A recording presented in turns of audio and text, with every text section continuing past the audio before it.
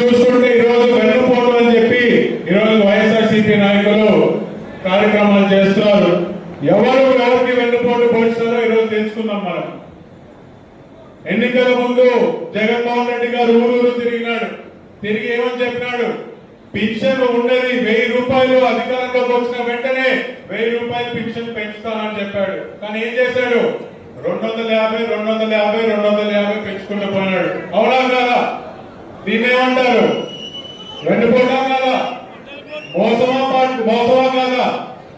మరి అదే విధంగా ఇక్కడ మీరు తేడా గమనించండి. చంద్రబాబు నాయుడు గారు ఇచ్చిన మాట ప్రకారము మరి అధికారంలోకి వచ్చిన మొదటి నెలలోనే పెన్షన్ 4000 రూపాయలు మనం చేసుకున్నాము. అదే విధంగా వికలాంగుల పెన్షన్ వినిపిస్తుందని మాట్లాడి మరి అదే విధంగా వికలాంగుల పెన్షన్ చూసుకుంటే 6000 రూపాయలు మనం చేశాము.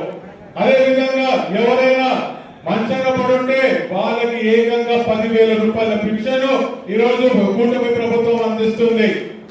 మరి దేశంలోనే ఏ ఒక్క ప్రభుత్వం ఏ ఒక్క రాష్ట్రంలో కూడా ఇవ్వలేనన్ని పెన్షన్లు ఈరోజు మన రాష్ట్రంలో మనం ఇవ్వగలుగుతున్నాము. అదే విధంగా పోయిన ప్రభుత్వంలో మెగా డిఎస్సి గురించి ఈరోజు మాట్లాడుతున్నారు. పోయిన ప్రభుత్వంలో ఒక్క డిఎస్సి కూడా పెట్టకుండా ఒక్క టీచర్ పోస్ట్ ఒక్కటి కూడా భర్తీ చేయలేదు. కానీ మన ప్రభుత్వము మన రాష్ట్రంలో ఎప్పుడైతే కూటమి ప్రభుత్వం అధికారంలోకి వచ్చిందో ఏకంగా మొదటి సంవత్సరంలోనే 16,000 టీచర్ ఉద్యోగాలు ఈరోజు మనం భర్తీ చేయగలిగామంటే దానికి ముఖ్య కారకుడు మన నారా లోకేష్ గారు. ఈరోజు మీరు గమనించండి, అధికారం లేనప్పుడు ఆయన ప్యాలెస్ లలో కూర్చోలేదు. ఈరోజు జగన్మోహన్ రెడ్డి గారి లాగా బెంగళూరుకి హైదరాబాద్ కి మరి తాడేపల్లి ప్యాలెస్ లో కూర్చోలేదు. జనాల కోసం తిరిగాడు. తెలుగుదేశం పార్టీ కార్యకర్తల్ని ఎంతెంటి రకాలుగా ఇబ్బంది పెట్టారో చివరిగా ఒక్క సోషల్ మీడియా పోస్ట్ పెట్టినా కూడా ఆ రోజు కేసులు పెట్టి ఇబ్బంది పెట్టే పరిస్థితిలో నా కార్యకర్తలకి నేను అండగా ఉంటానని చెప్పి ప్రతి అడుగు తెలుగుదేశం పార్టీ కార్యకర్తల కోసం చేసి ఈరోజు యోగాలో పాదయాత్రని ఎంతో సక్సెస్ చేస్తున్నాడు. మరి అదే విధంగా ఈ రోజు మన ప్రభుత్వం వచ్చిన తర్వాత 6,000 పోలీసు ఉద్యోగాలు మనం ఈరోజు భర్తీ చేయగలిగాము. అదే విధంగా మీరందరూ చూస్తే జాబ్ క్యాలెండర్ పెట్టి ఏకంగా మొదటి సంవత్సరంలోనే 10,000 ఉద్యోగాల జాబ్ క్యాలెండర్ రిలీజ్ చేసిన ఘనత ఈ కూటమి ప్రభుత్వం అని చెప్పి కూడా నేను మీ అందరికీ తెలియజేస్తున్నాను. ఇవన్నీ ఎందుకు చెప్తున్నానంటే తొందరలో స్థానిక సమస్యలు వస్తున్నాయి.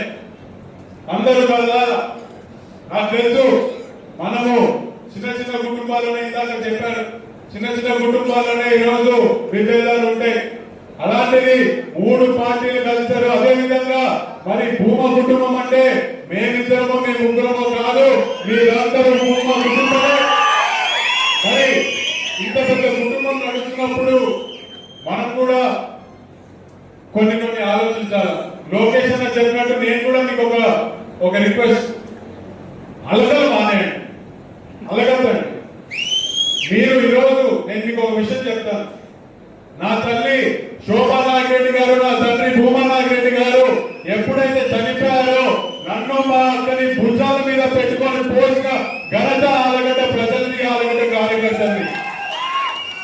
ఈరోజు భూమా అఖిలప్రియ గారిని కానీ